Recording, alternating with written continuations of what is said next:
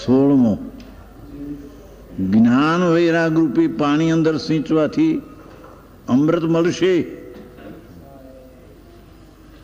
ભગવાન આત્માનું જ્ઞાન અને પુણ્ય પાપના ભાવનો વૈરાગ. શું કહ્યું? શુભ અશુભ ભાવમાં રક્ત છે તેનાથી વિરક્ત એ વૈરાગ. વૈરાગ એટલે બાયડી છોકરા છોડી દુકાન છોડીને બેહે એ માટે વૈરાગ, એમ વૈરાગ નહીં. અંદર શુભ ને અશુભ ભાવ થાય એમાં જે રક્ત છે તેનાથી વિરક્ત થાય એમનો વૈરાગ. અને આત્માના અંતરમાં સન્મુખમાં જાય તેનું જ્ઞાન. એ જ્ઞાન અને વૈરાગ એનું પાણી અંદર સિંચવાથી સમ્યક જ્ઞાન અને વૈરાગને અંતર સિંચવાથી અમૃત મળશે. ભગવાન અમૃતનો સાગર છે. શ્રીમદ એકવાર લખે છે, દુનિયા બહારની નાળિયેરી દેખીને વખાણ કર્યા, પણ અહીં તો આખી અમૃતની નાળિયેરી છે અંદર.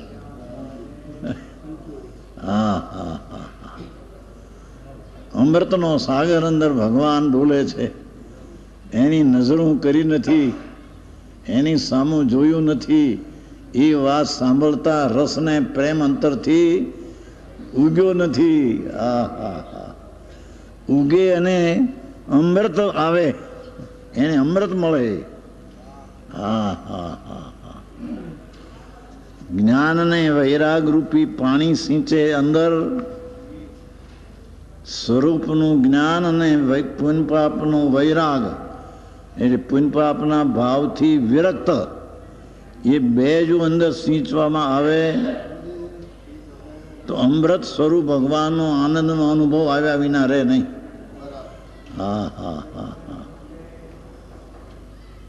શબ્દો તો હાદા છે. અમૃત મળશે. અમૃત, અમૃત એટલે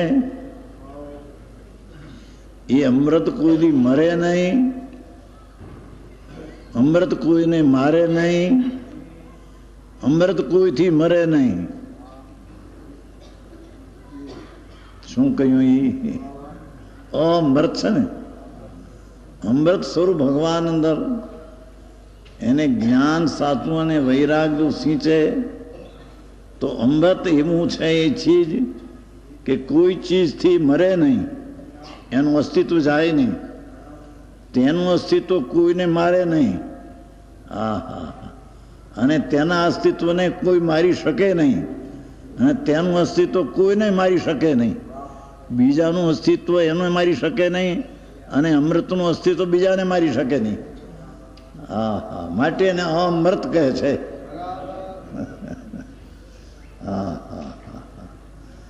આવી ટાઢી વાણી છે, ટાઢી વાણી છે. જ્ઞાન અને વૈરાગ રૂપી પાણી અંદર સિંચવાથી અમૃત મળશે.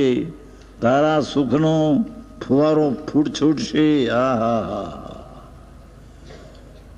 ફુવારો જેમ ફૂટે છે એમ અંદર આનંદનો સાગર એમાં જો જાયલ લક્ષ કરે અને જ્ઞાન ને વૈરાગ સિંચે તો આનંદનો ફુવારો ફૂટે. અતિન્દ્રિય આનંદનો ફુવારો પર્યાયમાં ફૂટે, ફાટે. પર્યાયમાં અતિન્દ્રિય આનંદનું વેદન આવી જાય. જે ધ્રુવમાં અમૃત પડ્યું છે,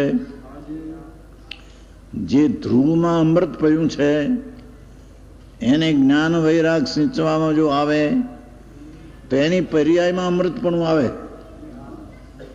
અમૃતનો સ્વાદ આવતા કોઈ દી મરે નહીં ને કોઈ દી મારે નહીં એવી દશા એની પ્રગટ થઈ જાય.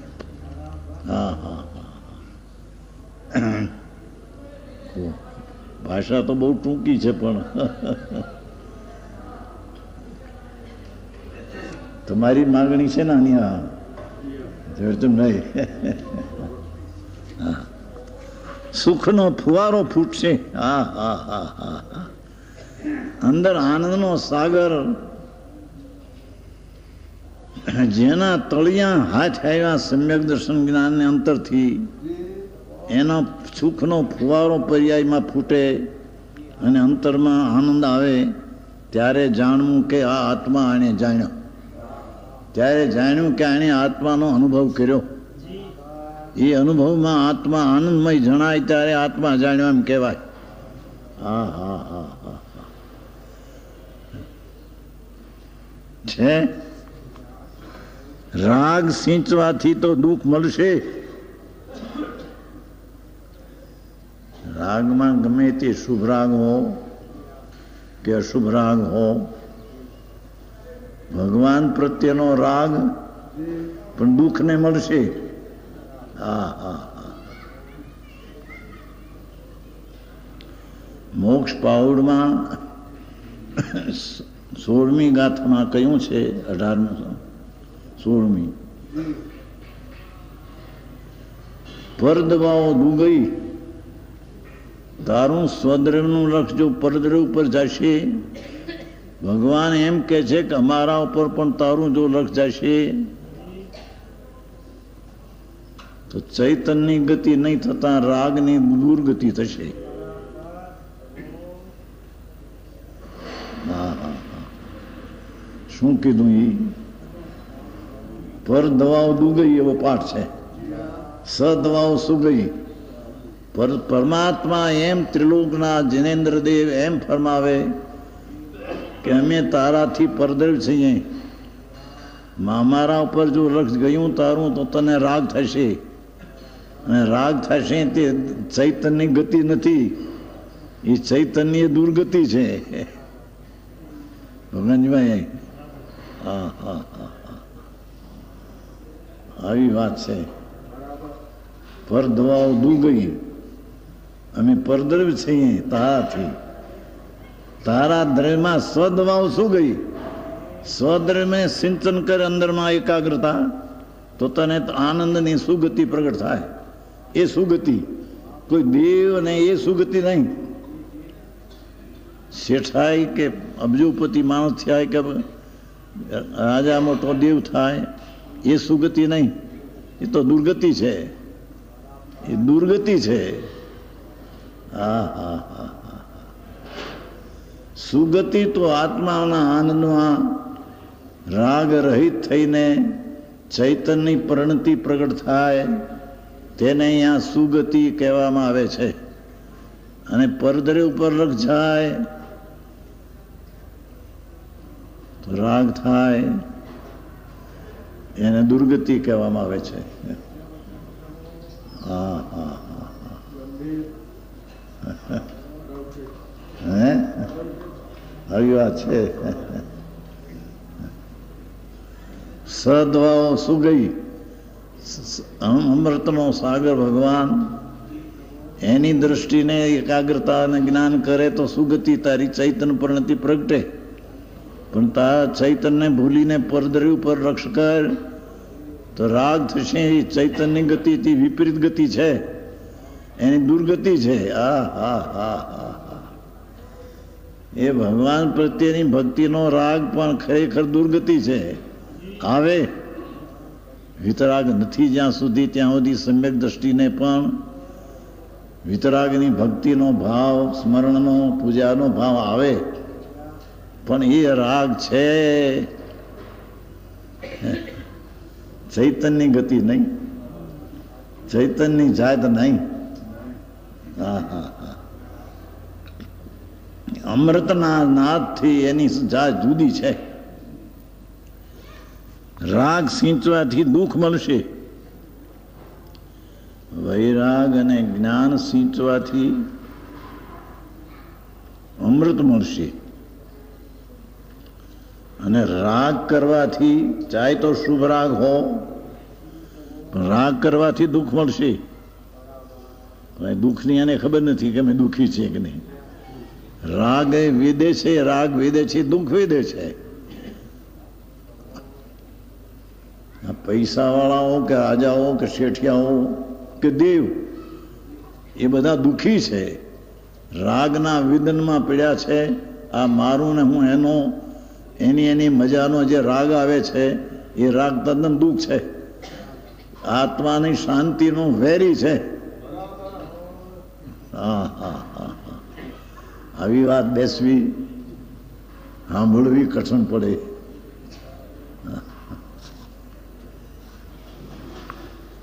જ્ઞાન વૈરાગ રૂપી જળનું સિંચન કરી આત્મા જ્ઞાનાનંદ સચ્ચિદાનંદ પ્રભુ તેનો જ્ઞાન અને રાગથી વિરક્ત પર થઈ એનું જ્ઞાન અને વૈરાગનું જળનું સિંચન કરી મુક્તિ સુખરૂપી અમૃતને મેળવ્યું. હા હા હા, અમૃતની વ્યાખ્યા કરી. અમૃત શું? મુક્તિ સુખરૂપી અમૃત, મોક્ષરૂપી સુખરૂપી અમૃતને મેળવ્યું. વૈરાગથી અને જ્ઞાનથી મુક્તિરૂપી સુખનું અમૃત મેળવ્યું. રાગ અને દ્વેષથી દુર્ગતિનો દુઃખ મળશે. હા હા હા હા,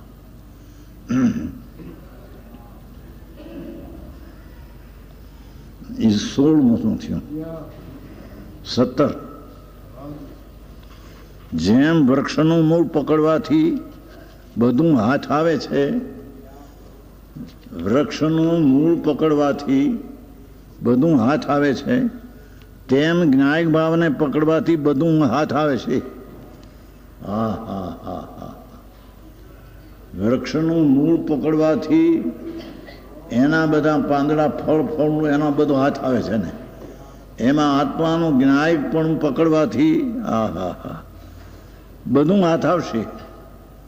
અમૃત અને સાગર ને અનંતા ગુણનો દરિયો ભરેલો એ જ્ઞાયકની દ્રષ્ટિ કરતા અનંતા ગુણો પર્યાયમાં પ્રગટ થશે અને એ પર્યાયમાં અનંતો આનંદ પણ સાથે આવશે અને દરેક આનંદમાં પ્રભુતા પણ ભરેલી પડશે.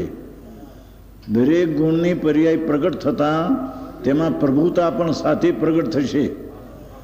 હા હા હા હા, રાગ કરતા રાકાય પ્રગટ થશે.